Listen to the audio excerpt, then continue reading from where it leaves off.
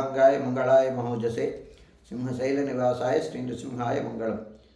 శ్రీ శ్రీ శ్రీ వరాహలక్ష్మీ నృసింహస్వామి వారి సన్నిధానంలో శ్రీ విశ్వావసనామ సంవత్సరం దక్షిణాయనం శరదృతువు కార్తీక మాసం కార్తీక శుద్ధ చతుర్దశి మంగళవారం రేవతి నక్షత్రం నవంబర్ 4వ తారీఖు యథావిధిగా 4 గంటల నుంచి 4:30 గంటల వరకు సుప్రభాత సేవ.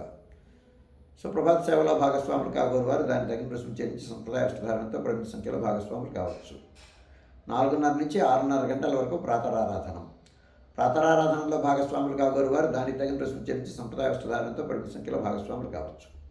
ప్రాతరారాధనలో భాగంగా నిత్యవేద పారాయణం, ఉపనిషత్ పారాయణం, దివ్య ప్రముఖ సేవాకాలం, అనంతరం ధూప సేవ సమయంలో చతుర్వేద పారాయణం, శ్రీరామాయణం, భాగవతం, విష్ణు పురాణం, క్షేత్రమహాత్మ్యం, వరాహపురాణం, శ్రీభాష్యం, భగవద్భృష్యం మొదలైన గ్రంథాలని పారాయణ చేయడానికి ఉపక్రమిస్తారు. అనంతరం బాలభగవన్ నివేదనం అయిన తర్వాత నిత్యహోమం, బలిహరణం అయిన తర్వాత మంగళాశాస్త్రం, చాతుర్మాల గోష్ఠి, తీర్థం నియోగం అయిన తర్వాత చుట్టూ సన్నిధిలో మంగళాశాస్త్రం పూర్తి చేసుకున్న తర్వాత సుమారు 6:30 గంటల నుంచి సర్వదర్శనం ఆరంభమవుతుంది.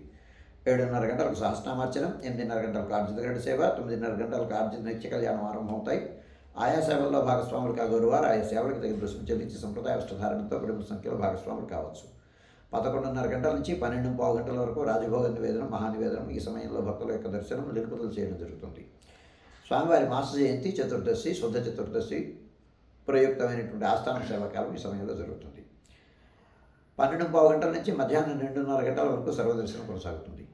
మధ్యాహ్నం 2:30 గంటల నుంచి 3 గంటల వరకు మధ్యాహ్నం విరామం. ఈ సమయంలో భక్తుల యొక్క దర్శనం నిలుపుదల చేయడం జరుగుతుంది.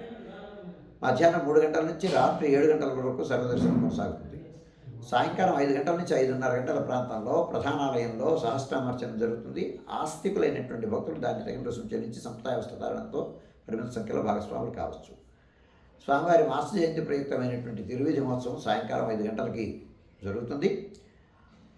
ఉత్సవమూర్తులు గోవిందరాజస్వామి వారు ఉభయ దేవేరులతో కలిసి గ్రామ తిరువీధి మహోత్సవాన్ని జరుపుకుంది. ఆస్థాన మండపంలోకి వేయించేసిన తర్వాత కుంభారతి, ఆళ్వార్లకు శ్రీశ్వరారి సమర్పణం అయిన తర్వాత బేడా ప్రదక్షిణ పురస్సరంగా ఏకాంత సేవ పురస్సరంగా ప్రధానాలయంలోకి వేయించేస్తారు. రాత్రి 7 గంటల నుంచి 8:30 గంటల వరకు రాత్రి ఆరాధనలో భాగస్వాములు కాగోరు వారు దానికి తగిన రుసుము చెల్లించి సంప్రదాయ వస్త్రధారణతో పరిమిత సంఖ్యలో భాగస్వాములు కావచ్చు. 8:30 గంటల నుంచి 9 గంటల వరకు సర్వదర్శనం కొనసాగుతుంది. 9 గంటలకు ఏకాంత సేవకి ముందుగా శయనవేరాన్ని బేడా తిరువీధి మహోత్సవాన్ని జరిపించుకొని ఆ తర్వాత స్వామివారికి ఏకాంత సేవ, పౌర్ణమి సేవ, కవాట బంధనంతో ఈనాటి కార్యక్రమం సుసంపన్నమవుతుంది.